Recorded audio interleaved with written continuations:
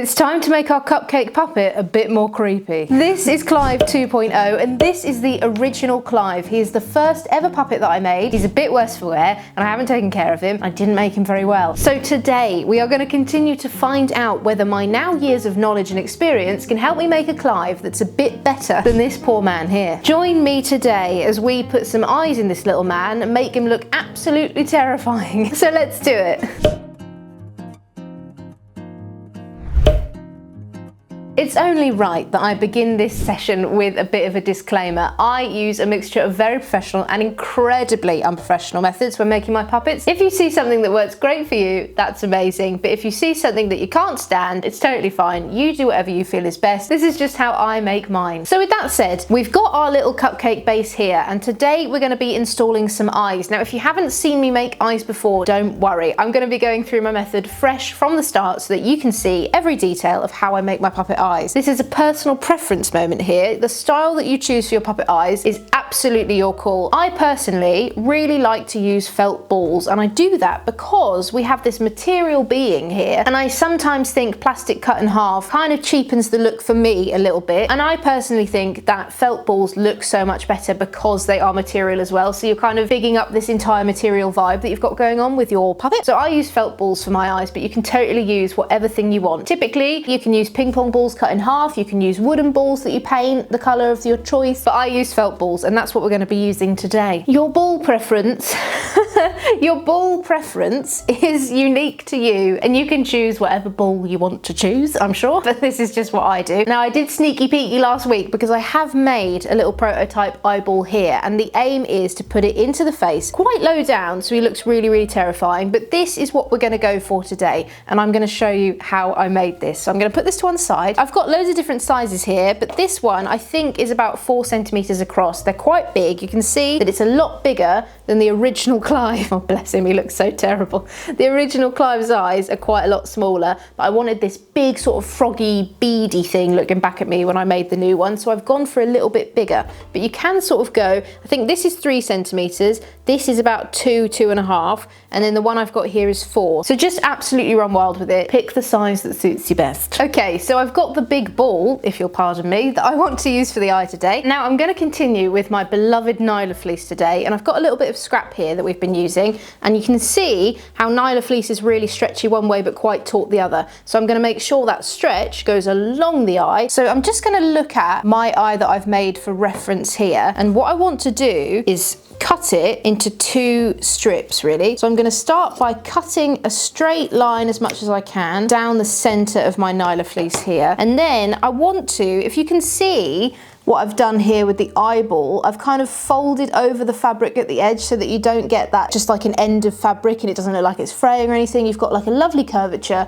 so it looks like a 3D eyelid. Do you see what I'm saying? It's just like rounded out, and the way that I'm going to do that is I'm going to get my fabric here and I'm just going to fold it over. So you've got this bit on the inside that's just a bit folded, but to the outwards eye it just looks really nice and curved and quite neatly finished. I'm going to start by pinning in place where I want my eyelid to be, kind of following what I've done already, and you can see that I've put the top eyelid on first and then the bottom eyelid on second, and it overlaps that part. I think it's good to have something that overlaps it so that when it sinks into the eye it looks quite neat and folded. I'm just going to put it here for reference, and I know that I need to start with the top lid first. With felt balls, the only negative of them is that they're not perfectly circular because they are made of felt. So I'm just trying to find the bit that looks well rounded.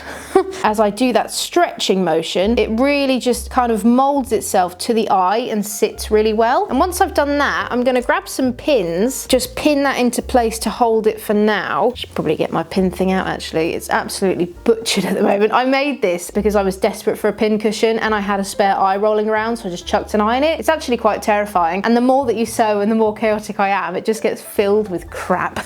So this is here. I'm going to try and find a pin, and then the next step is to do the same thing but for the bottom eyelid. So I'm folding over that line again. Don't worry about the excess fabric, by the way. It is quite useful when you go to tuck it into the cavity that we're going to make in his head. I'm just going to pin that into place as well, and then I'm going to assess, and I think that's kind of okay. I might, do you know what? Bit left field, I might make it so he's kind of winking, or at least doing something like really dodgy and creepy, you know, like one of those like terrified children that just has a little glitch in their eye and is just like twitching with anger and fear. I might not, but I'm just gonna see if actually that would pop off. I just kind of want to see if there's a way that I can make him look kind of really crazy and a bit deranged. I'm gonna cut out a pupil just to have a little look and see if it actually would work. For the pupil, all I'm doing is using a bit of black felt that I'm gonna stick on. You don't need any of these fancy plastic things that you buy. Literally just use a bit of felt or whatever you've got lying about that's the colour of your choice, and you can cut into the shape of the pupil that you want.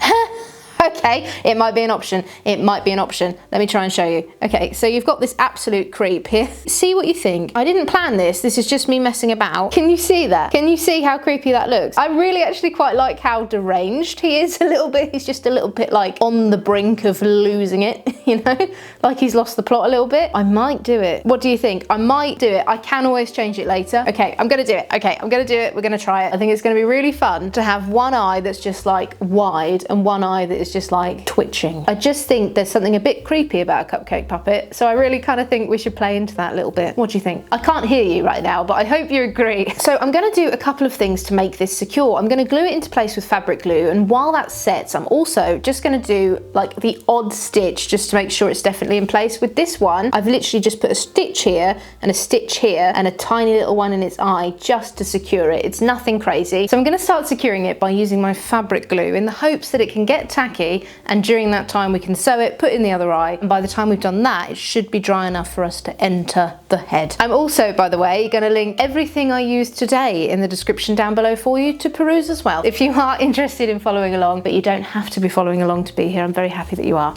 So I'm going to just get my fabric glue here, and I've got a little paintbrush because my nozzle is broken, and I'm just going to go in and get some glue on my brush, lifting up the lid here, and then I'm just going to coat it with some glue, and then I'm going to pin it back into place. And those pins are going to suffer, but they're going to suffer with a purpose because they are going to hold that glue in place. So I'm just going to start by coating this layer here, bringing that around. See, I've got some fabric glue on my hands, but it's important not to get it on the fabric because it can sometimes be seen. I'm just going to pin it back so that it's really nice and taut, and I'm going to do the same thing for the other side as well. And it's beginning to set in place, and I'm just going to do the same with the pupil now. So I'm going to take that off its needle, and I'm just going to do a little dollop on the pupil. Doesn't have to be anything crazy. So we are also going to sew this into place, but I'm going to let this dry first. So I'm going to put this to one side here, and I'm going to bring out the eye that we've done already, and we're going to begin by putting it into the head. Now my process, it feels unnatural, it feels wrong, it feels like you shouldn't be doing it, and it goes against every instinct you're ever going to have, but I like to cut sort of a cross shape into the head and shove the eyeball in and kind of sew it and glue it into place so that it's secure. You've got this sort of lovely effect that looks like the eyeballs are actually coming out of the head, because I find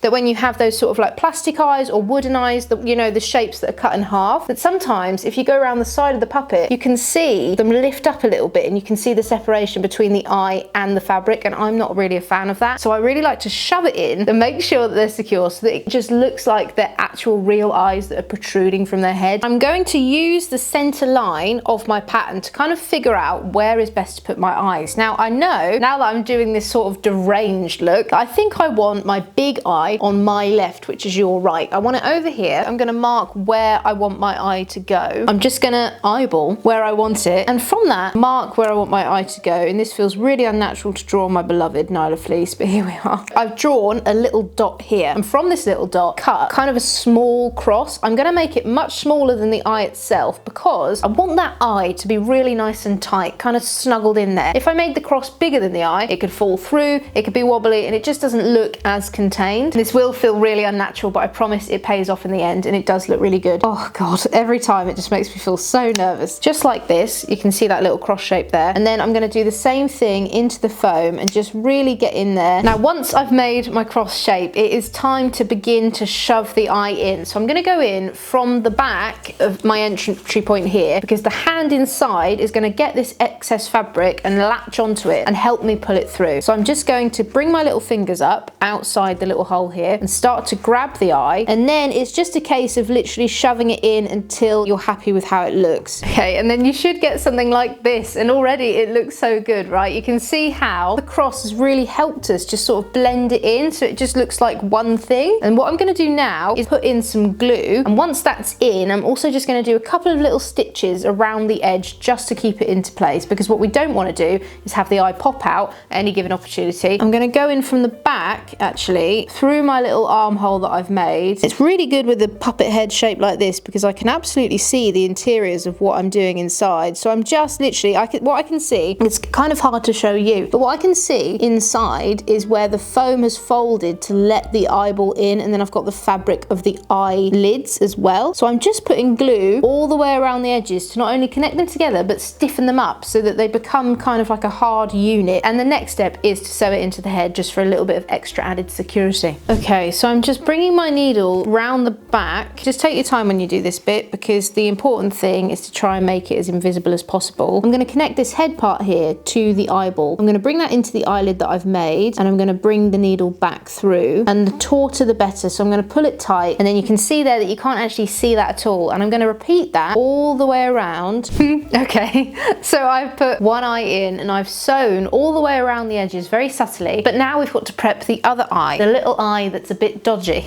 So what I've got here is my needle, and you can see the points where our pins are connecting it in place, and I'm just going to go in with a needle instead so that that is definitely secure. Pull it really nice and tight, and then do one for the other side, and that's literally all it needs. So now it's drying and we've got those seams in place, I can begin to de-pin it. So I'm just going to go around and take those pins out that we've put in. It's definitely good if you've got any time to kind of let this sit and dry properly before you start putting it into the head, because sometimes you can find that with my shoving method you kind of bring the eyelids back if they're not properly secure, and then we've got this dodgy eye here. So we're going to now put the dodgy eye into the head as well, and once we make that cross it's pretty finite, so just take your time and really assess if you've got it in the place that you want it to be. And I'm just going to go for it. So now I've marked it, there's no going back. So I'm going to make that little cross shape again. So now I've made that hole, I'm going to do the exact same thing that I did before. Bring my hand into it round the back again, and we're going to push all of that excess through first, and then it's just a shoving game. That looks so creepy. I haven't fit it in properly yet, but I really love that little twitchiness actually. It adds such character. He just looks deranged, and when he's got all of his decorations on and like a candle thing there, how creepy is that going to look? I actually bloody love that. That's actually amazing. Much more than I thought I could do. So we're going to do the same thing, and we're going to secure it in the same way that we have been doing. I'm sorry, that is just so cool. That is so cool. He looks so creepy. I didn't intend originally on making him terrifying, but I think we're on our way. I mean, look at that. Okay, so now we're just going to do the same thing that we did before, and we're going to sew around the edges to keep it as secure as we can. Okay, so I actually love him. I think he's so terrifying. I think he's so creepy. You've got to think, when he's got his cupcake base on and all of his decorations and his candle and the whipped cream and the hundreds and thousands, he is going to look terrifying, and I'm so proud of how he's coming along. I really hope you're enjoying how he looks as well. Look at that.